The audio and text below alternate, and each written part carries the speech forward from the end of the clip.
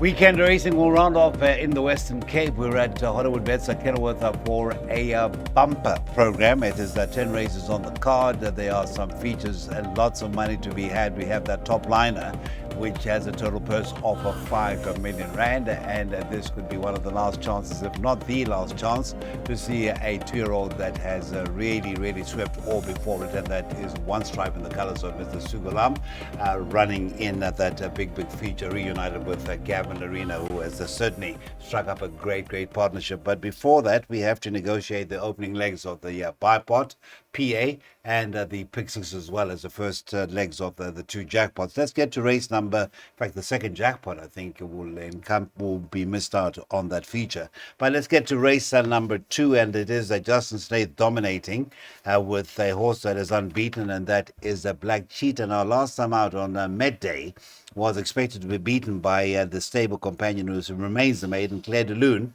The former, that is Black Cheetah, goes for 3 on the trot, and that is one of a powerful coupling with also the 4 representing the Snaith stable, Malmesbury Missile, who was a subject of a sale recently after racing at Hollywood Bets Kenilworth.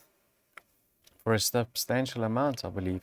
By the way, good morning. How are you doing, Cecil? Very well, thanks, Cecil. Yes, I'm playing a bit against the grain. I'm hoping I'll get through the opening leg of the bipot. I haven't included numbers 1 and 11, Cess. You haven't? No. Okay, no. That is... I've gone with numbers 2 and 3. Now, number 2, Military Command. Totally different horse in his second start. He came out running, allowed to stride, being by far away out of a high chaparral mare. I think the further he goes, the better. But I know he was expected to win last time out, and there were a lot of first-timers in the race, but he caught my eye in the manner in which he did it. So if he's progressed further since that start, I'll give him a strong chance here. But I think the one they have to beat is number 3, Dream World. You know, this horse came to the track with a huge reputation.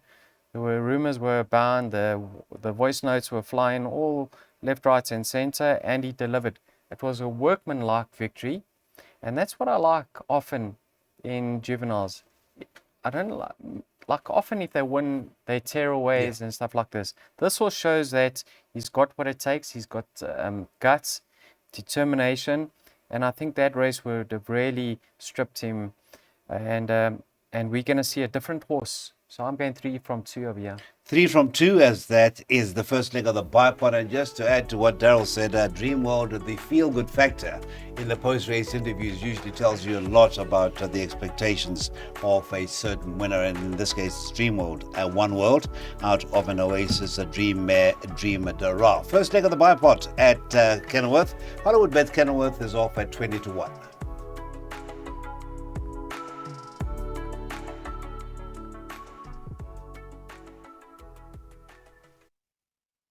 Right, it is Cape Racing supports sisters.org.za C stakes. It's over the 1,000 meters. That will be race number 3, first leg of the PA.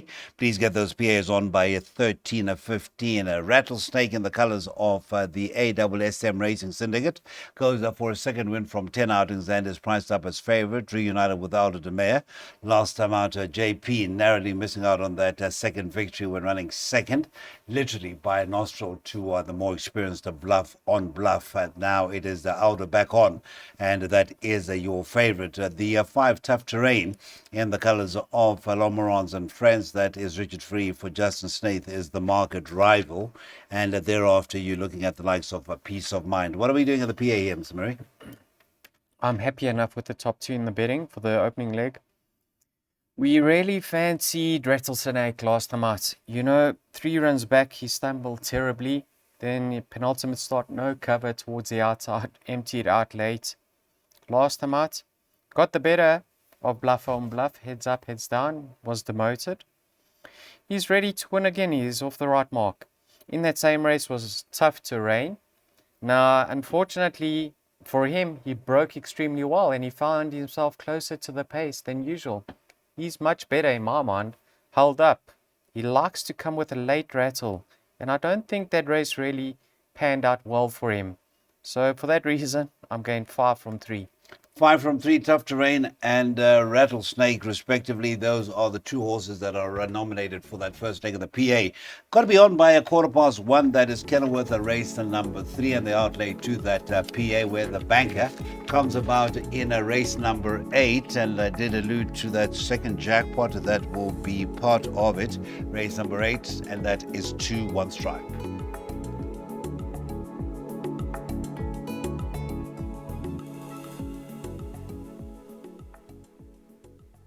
Race number 4 will see the start of the Pick 6 at the Hollywood Bets at Kenilworth on a Sunday, which looking at 10 minutes to the off time to a middle stakes that will be contested over the 1,000 meters. And of course, it's good to see that Glenn Cotson keeps the old soldier. It's not an old soldier. It seems to have been around a lifetime. Golden Tatiana is only a 4-year-old, but seems to have been around for so long.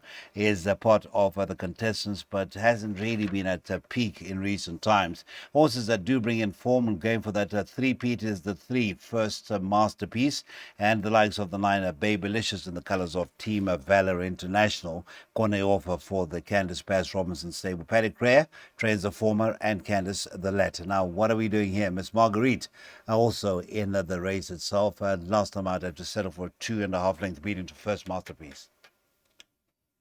That's right. And in her penultimate start, she finished alongside Babylicious beyond Trip to Maputo.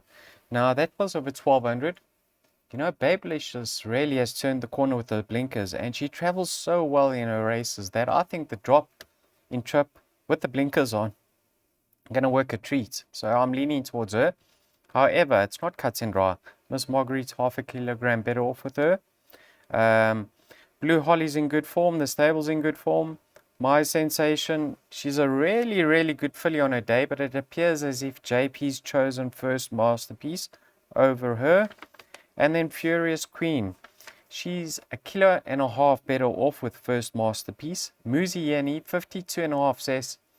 I think he's going to make use of her. And you know, Eric Sands' stable at the moment is flying. So pushed into a corner. I'm going 9, 2, 7 in that order. But I've backed them up with a few others in the Pick 6. 9, 2, and 7. It is a trappy starter to that Pick 6. 2, 3, 4, 5, 7, and 9 would be the bare minimum you need. And that is a courtesy of Daryl Murray. 960 Rand, a very affordable outlay in a deed, obviously, from a percentage perspective. It even gets better. 1350, 10 minutes to 2. Is your off time to race 4.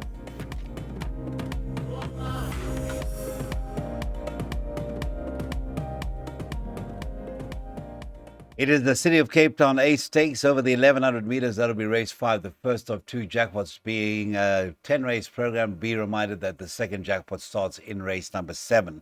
But looking at race number 5, well, it is the man back on his old stomping ground. It is Andrew Fortune, who has certainly announced his arrival in no uncertain way here on the Highveld. He is in Cape Town on Sunday, and he's aboard the favourite in the colours of Mr. Ian Longmore. Goes by the name Tenango, who is a 4-time winner from 11 outings, the Canford Cliffs, and it could be a good weekend for the Canford Cliff clan, followers once again.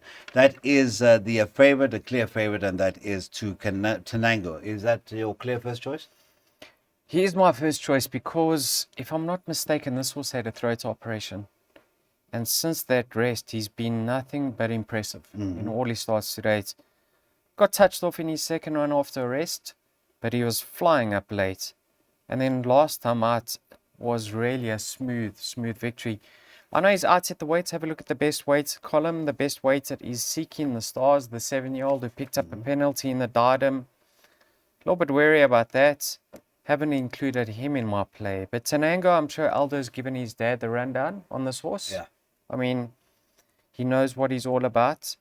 Looks like he's a very easy horse to ride. So I think he could notch up a quick hat-trick and go 4 from 5 since that throat op. And I'm going to point out a run where it was prior to the throat op, but go back in his form line. He's run behind Teflon Man in the past, and he was beaten 1.5 lengths. Teflon Man beat him, and Teflon Man is 4 kilograms better off with him. And Teflon Man has been gelded. So I make Teflon Man the danger. I'm going 2 from 7. And Craig Zaki will be in the irons once again. He's been on the irons on 8 previous occasions for 3 wins and 2/4. That is race number 5, a City of Cape Town A Stakes of the 1100 meters. Just the 2 and 7 for Daryl in that first leg. If we do come through that, I think we can start counting our good fortune.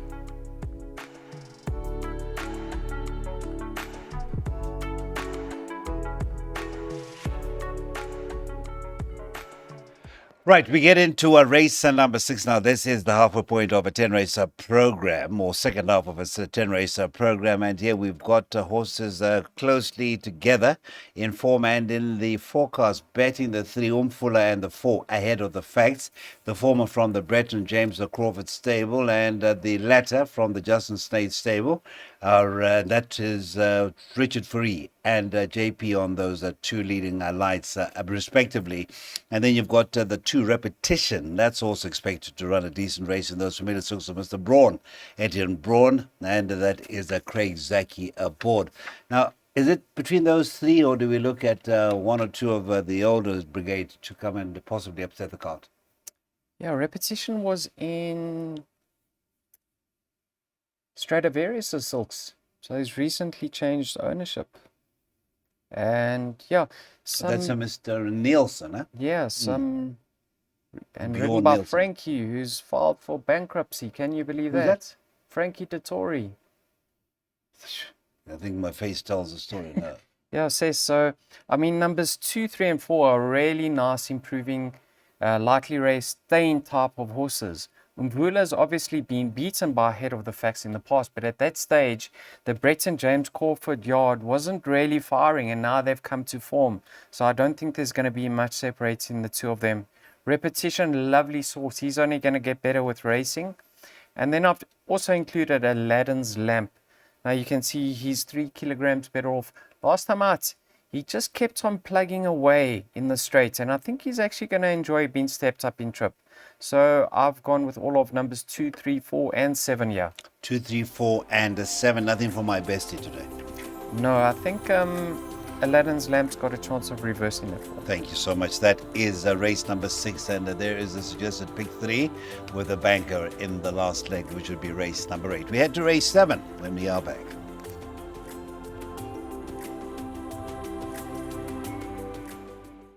All right, so we move on to race number 7, and a familiar sight, a familiar duo teaming up. That is horse number 5, Holding Thumbs, with Sean Veal aboard. He has done very well. 3 rides for 2 wins and a second.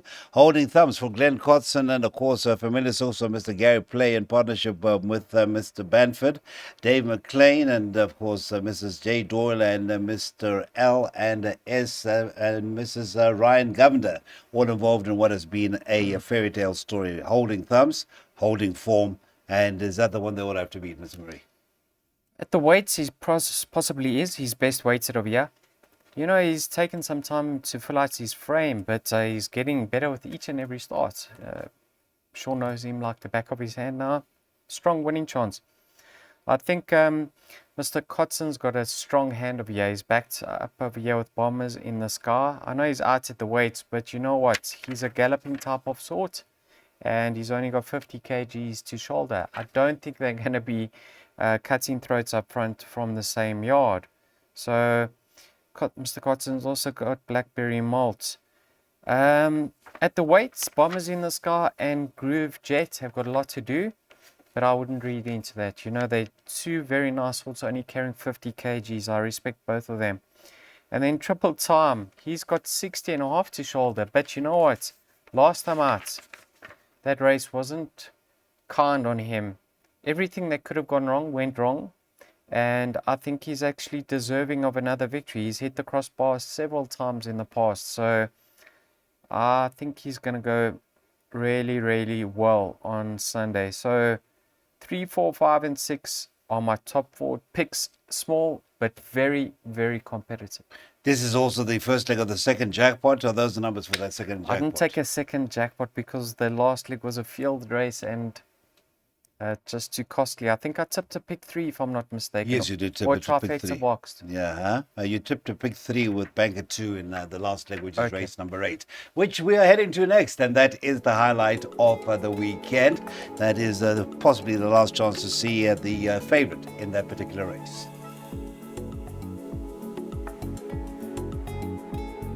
Top liner on Sunday afternoon. This will be at 4:15. Do we join at the running of Her Serene Highness Princess Charlene? A big cap is over the 1400 meters with a gross stake of 5 million rand, and the winning connections walk away with 3 million rand.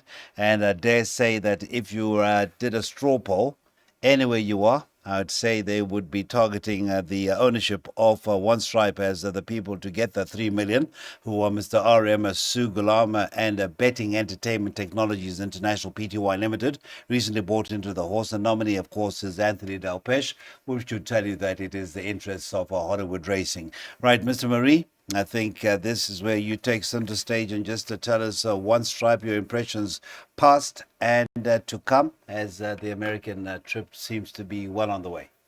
Yes, and we hold thumbs that everything goes smoothly in running for him, because really, if it does, we don't expect him to get beat. Stranger things have happened, but I mean, he's a class animal. This hasn't really got graded status about it, but it's always been a mission of his. So if you have a look at the ratings, yes, he did pick up a hefty penalty for the King's Plate victory, but strictly on ratings, he's as much as 12 pounds or 6 kilograms well in a year. He's improving with each and every start, and yes, with a bit of pace on, he should be able to run them down. He's the best horse in the race.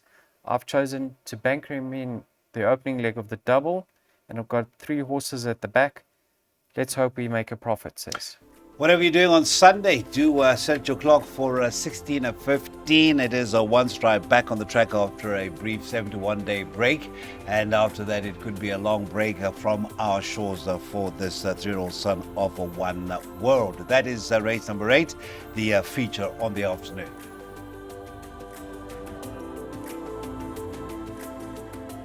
Okay, so we move on to the penultimate last leg of the Pick 6, and of course, last chance to get involved in a double on a Sunday afternoon. That is from a local racing perspective. In race number 9, which is what we are going to be discussing, number 4, we're jamming. We'll race without the blinkers, no blinkers, which had been declared on the 4 race with them last time out. And then the 10 San Pedro is a recent scratching, leaving us a field of 9 to face up for the penultimate event on the afternoon, Mr. Marie. This is a 1400 meter Cape racing supports earthcenter.org.za Class 2. And here we have as a favorite, number 9, Mu Capitano, who has certainly been in good form. Won with the title in hand, that was on Met Day. And then next time out behind the Real Prince, a commendable 5.40 lengths. That was on the 22nd of Feb. Yeah, he's really done well since trying the extra. Unfortunately for him, the pace setters out. San Pedro, he was probably going to take it up, and he likes to string them along, and I don't see much other pace in the race, and he can take a hold, this horse, so he's going to need luck in running. Gallic Dream's, I think, 1.5 kilos better off with him, but Gallic Dream with that weight is going to push forward, and he could get really things his own way up front, so I respect him. Prometheus and Richard last time out bolted up. Came into the straight cruising, ran away from them. He can go back to back. Richard's got a good record on him. And then the same can be said for Gavin Arena and Salsa Krumas. I was going to come to that. He ridden her 6 times for 4 wins and a third. Had everything go wrong in running last time out. So the fact that she's come down a bit in the ratings with what happened, considering what happened to her last time out, she could be off a good mark now. So yeah, nice races. Sorry, I was just about to sneeze. Yes. All right. So Okay. now let's talk about your pecking order as far as race number 9 is concerned. I think the way the race is going to be run, I wouldn't be surprised to see Gallic Dream go back to back. But Celtic Rumors, healthy respect for her, and if Mo Capitano relaxes in running, could be the horse to beat. Yeah, Billy Bowleg's another one for trifectas and quartets. Nice quartet race if you get the combinations right. That is race number 9. Hopefully you have reached this far in that pick 6, and the numbers that you have do come through for you. That is race number 9 at Hollywood Bets Kenilworth.